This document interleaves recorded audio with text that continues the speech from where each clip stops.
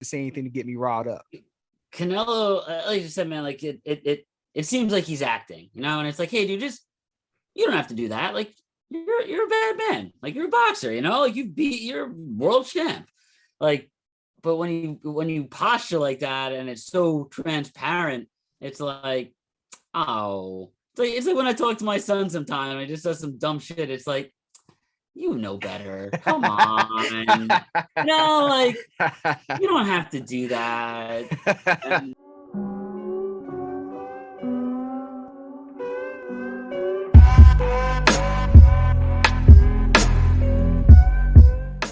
Big news just coming out this week.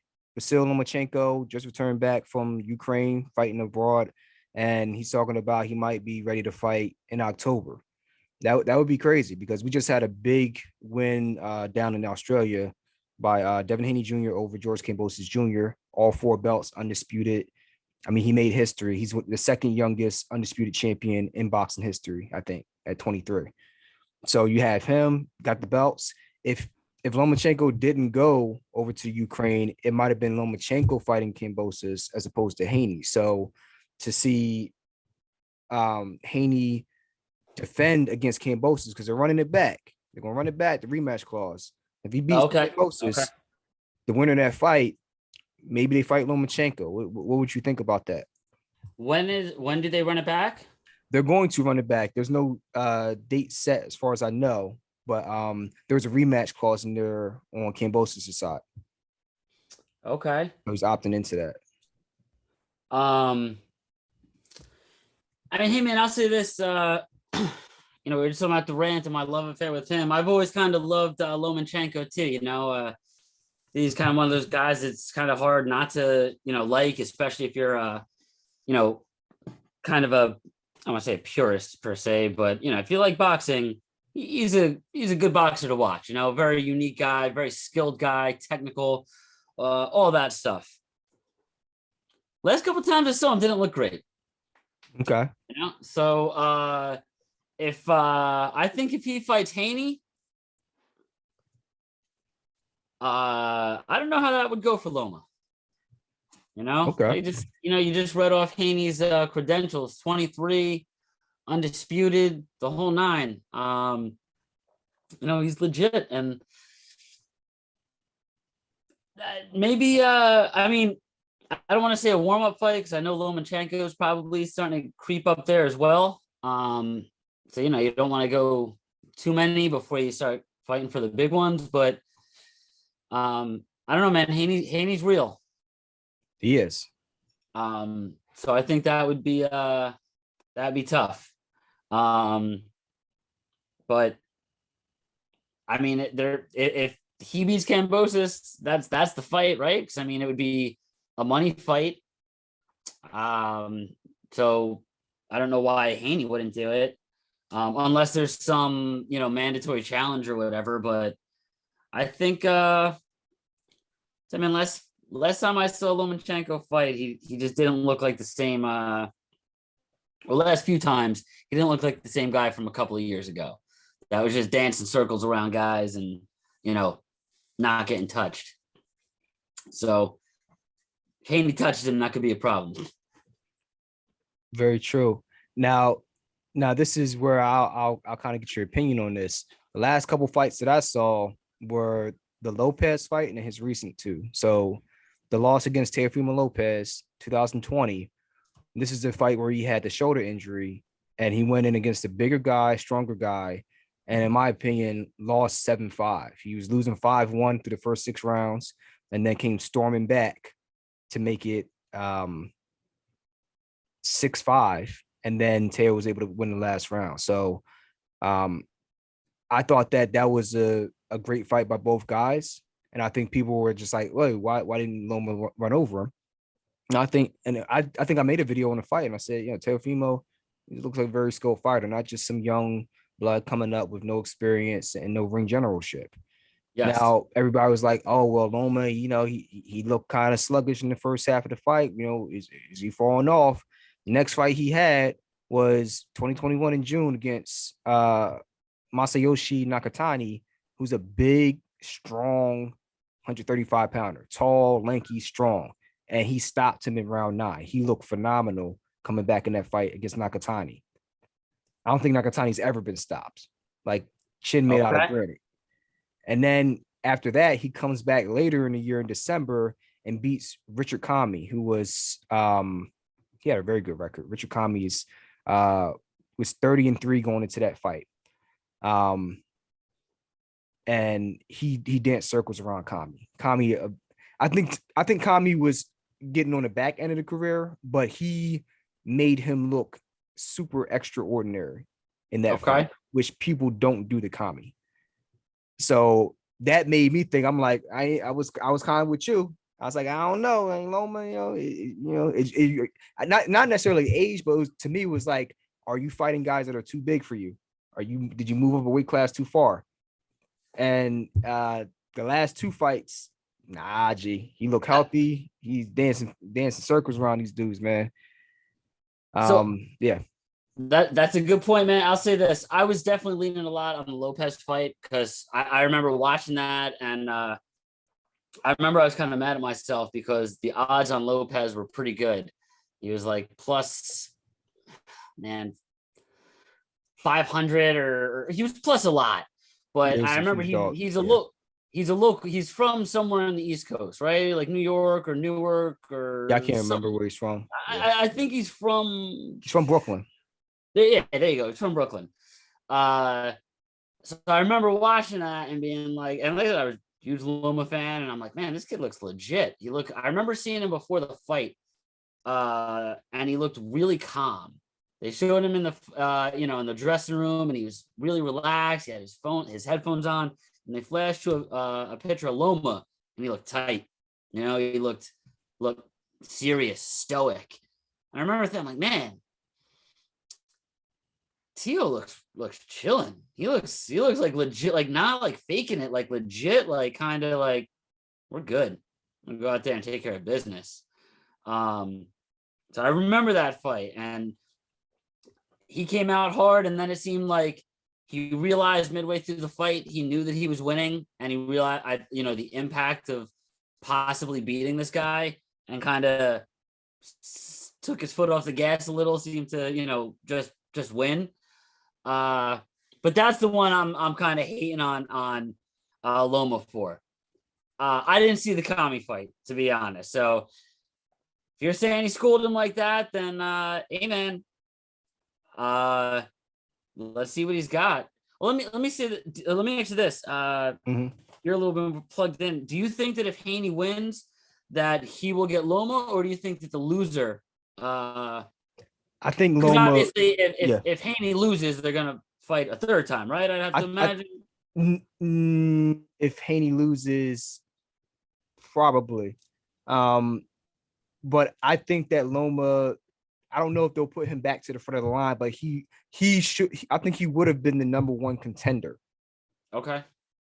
So coming back, he might still be the number 1 contender. So if Haney wins that rematch, which I think he will, I think that Loma is next up in line. Okay. And I think that's a great matchup because, and I saw that Lopez fight a little differently than you. Going into that 7th round, Lopez was up 5-1, but in the middle of that 6th round, from what I was looking at, I was like, Loma's starting to figure him out. He has to kick it up. He has no choice, but it's like Loma really put the gas on this guy, and he had to take more chances, and he really started breaking him down. And I thought that Lopez dug deep in that 12th round. Otherwise, I thought it was going to be a draw because he stormed back. Like he didn't just win those rounds. He won them so convincingly that you had to say like, wow, he's actually about to tie this fight back up. Like in a similar fashion as if you remember the fight between Marcos Maidana and Mayweather the first time. Okay, I do. Marcos Maidana was, in my opinion, was whooping Floyd's ass 5-1 in the first 6 rounds of that fight. And then Floyd just made the adjustments and stormed back on him and did just enough. I thought he lost 7-5, but even so, I thought he stormed back and he was making the adjustments and started to pick him apart. So I saw it very similarly to that. Yeah, I see what you're saying with the similarity where he kind of, came out, caught a whooping, and then righted the ship a little bit, figured the guy out, came back a little bit. I could see that. Hey, again, man, I think I'm not gonna hate on Loma. I'm not gonna say that he's got no chance. And if you're saying you beat up on Kami, then like I said, I'll watch it. So see what he's got. so at I think it would be 130 maybe, or it might be 140. People throw this name out a lot, including Loma. Another name that's thrown out a lot is between Shakur Stevenson, who I think is at 130, and then Tank Davis at 140. Okay. Right. So Shakur Stevenson just had a big win. So he has, I think, 2 belts at 130. And then Tank Davis had a big win over Rolly Romero. I mean, not like it was a big fight to me, but he had, he went on and did his job. But a guy like Tank, great power.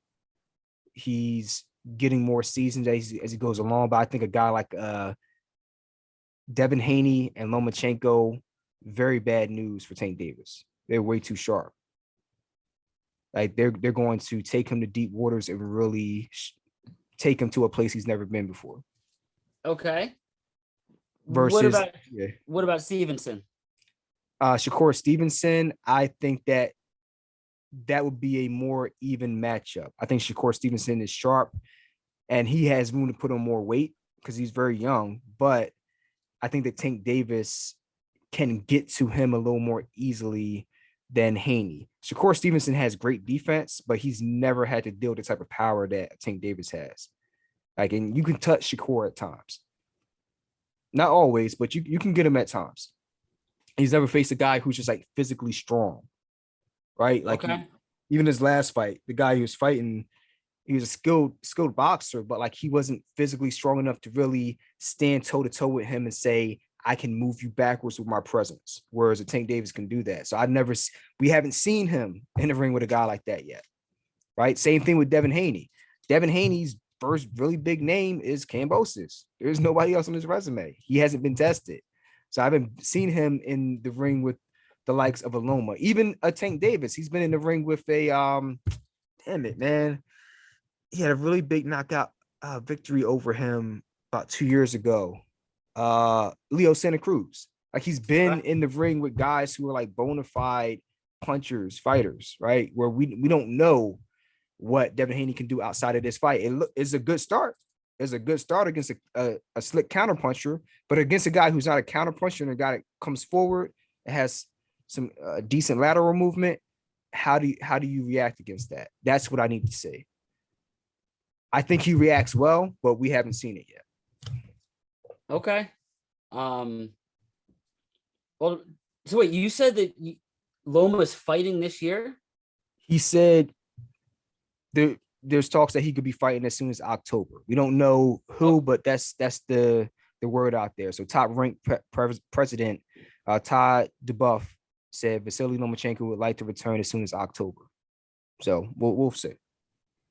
Okay. But the word on the street is that the Kambosos Haney 2 fight could be in October. So Kambosos posted a blank screen on his Instagram, I guess recently, simply with one word, and that was October, while Haney went on a similar route, posting a picture of himself with the caption, October, I'm back. So maybe October, they hash this thing out, and then maybe they get into talks. Maybe they have their fight, and then maybe Lomachenko has a get back fight, and then they talk about the winner, after that. February, January, whatever. That would make the most sense to me. Okay. Because Yeah, all right. And then the other big fight I can think of, I mean, I already made an episode talking about the Usyk and Joshua rematch. That's going to be a big one. And then you have Canelo and Triple G fighting for the 3rd time. Yep. But the other big fight, the other one I really, really want to see, and there's still negotiations, is Terrence Crawford and Errol Spence Jr. Okay. 147 for, I believe that would be undisputed now. I don't know. Yeah, I think it would be for undisputed because Errol Spence he just won a belt recently. I don't know if he has 2 or 3 belts, but I think that would be a fight for undisputed. Three. IBF, WBC, and WBA. Yeah. So he had WBC, IBF, and he just got the WBA from Ugas, who won it recently from Manny Pacquiao. And then Terrence Crawford has the fourth belt, which is the WBO belt. Okay.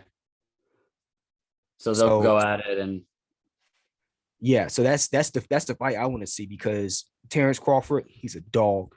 Errol Spence, he a dog. You know, that's one of the top fights for me. sure. Somebody's O has got to go. Yeah, man, and hey, man, anytime you get the two undefeated guys, you know, the all the build up behind it, especially if you know, you're gonna unify everything. I mean, doesn't get too much bigger, you know, and you know, you kind of said, you know, they're both gonna go for it. It's a great matchup stylistically, in my opinion, because you have Errol Spence Jr., who is a come forward fighter who applies pressure and just hits you with thudding shots round after round after round, tries to wear you out. And then you have Bud Crawford on the other side, who's a very good counterpuncher, but when you touch him up once, he has that dog in him, that fire, where he's like, I have to get mine back in flesh. You know what I mean? And he's going to come back and try to lay it on Spence. And he got power too. So like, Yeah, I could just see somebody not necessarily getting knocked out, but stopped in the later rounds, like a battle of wills. Like neither have seen a guy like the other up to this point. They've seen some tough opposition, but Spence has not seen a dude like Crawford, and Crawford has not seen a dude like Spence. That's the fight you want. have you said it's the one that you want to? Have you heard anything about this coming to fruition? I mean, outside of it, you know, kind of making sense. You know, a lot of fights make sense, but if they can't get the dollars together, I think they will. There's too much money at stake. You know, there's going to be a lot of posturing. Obviously, there was a big rumor that came out. I don't know if it's substantiated or not, that Errol Spence refused a 50-50 split with Terrence Crawford. So we'll see where they go from there. I don't know, but like you usually start high with your asking price, and then both sides come down a little bit, right? So you know, one will concede like, you know, part of the gate, and the other will concede part of the pay-per-views, and you know, so on and so forth. Sure. But I think there's too much money for it not to happen, especially with all the other fights that are happening.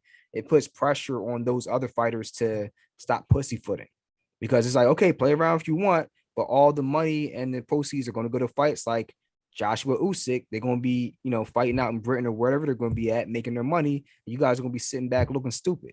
And then, you know, UFC is going to be making their money. So like, and that's what I loved about UFC, because they put so much pressure by putting on the best fights, the best people fighting the best. And you got all this attention on MMA, and now boxing's like, oh, wait, people aren't buying pay-per-view anymore. Why is that? Because you aren't putting on the best fights, and you're putting on crap nobody wants to see. So it forced them, even for the fighters that have negotiating power, it puts like the socioeconomic pressure on them to make the fight happen. Like, stop bullshitting. Yeah. I think you're right, man. I think you just kind of nailed it. You know, if you're not a heavyweight, it's tough to get that kind of excitement up. And if you know, if it's there, you got to pounce. You know, you got to take it. You got to take advantage. You know, the window for that stuff is only so long, and it's usually not as long as you think it is. Nope. So yeah, I think the way you put it is right. And if you don't, you know, if the time is right and you don't get it because, you know, you wanted a few more percentage or this, that, the other, like, hope you're willing to die on that hill. Yep.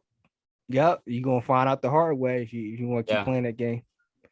Yeah. But yeah, those are the big fights coming up. I'm definitely going to be coming back with more episodes for the Canelo Triple G third fight, and then the Usyk Joshua fight coming up. Especially with the Triple G one. And you know, I think I think Canelo's playing it up for the cameras. Like, he's really trying to say, I don't like him. He's fake. He talks stuff behind the scenes. It's like, calm down. It's like Triple G's like, I think Triple G is a little bit older, and I think that Canelo, I would favor him to win, but Triple G still got that energy. Like, dude, I know you, you know me. We've battled for Sure. 24 rounds. You know that I ain't no joke. I'm gonna come in there and I'm gonna bring what it is. Like, why you don't have to act tough. You know that I'm going to Yeah. come through like the Terminator regardless. You don't have to say anything to get me riled up. Canelo, like you said, man, like it seems like he's acting, and it's like, hey, dude, just you don't have to do that. Like you're a bad man. Like you're a boxer, like you're world champ. Like, but when you posture like that and it's so transparent, it's like, oh, it's like when I talk to my son sometime, I just does some dumb shit. It's like, you know better. Come on. Like you don't have to do that. And like there's no reason. So, I hear like you said, man, Canelo, he's just one of those guys, like he seems like a good dude. And it's not like a knock on him, like some guys, like when they, they'll talk it before a fight and you're like, I believe him. I believe that man, he's got bad intentions. Canelo, it's like, bro, you're gonna get off this interview and like go call your grandma and eat like a piece of pie or something. Like you're a good dude. Like nobody's buying what you're saying. So I think the way you put it is right. Like, that's probably what Triple G is like, bro. It's fight number 3. Come on. You don't gotta Yeah, we know what we're here for. do the whole show. Yeah, exactly. But the fight's going to be good. I favor Canelo, but we'll see as the fight gets closer. Sure. Yeah, but that's it for that. Unless there's any other fights you had that in mind. No, unfortunately, we talked a little bit about it. The better BF fight. When he Yeah. beat up Joe Smith, which I can't get over his name. It just seems so appropriate. But no, man, I will, if you want to do this again, I'll make sure to, check those fights out so I can have a little more input in it. For sure. Yeah, the boxing game is, it's doing well right now. And like you said, there's a couple of good ones coming up. So, yeah, I'd love to talk about them again after they're over. Yes, man. We're gonna be back at it. But yeah, leave your comments below. Let me know what you guys think. We covered the Sixers and then we went over to boxing. Let me know what you guys think about, the horizons for the Sixers and what they're going to do this year, and then what's going to happen with these fights coming up. What do you think is going to happen with Usyk and Joshua? Leave it in the comments. Do you think that Joshua will make the adjustments, or you think Usyk is going to double down and really put it on him? All right. So let me know what you guys think, and until next time, peace.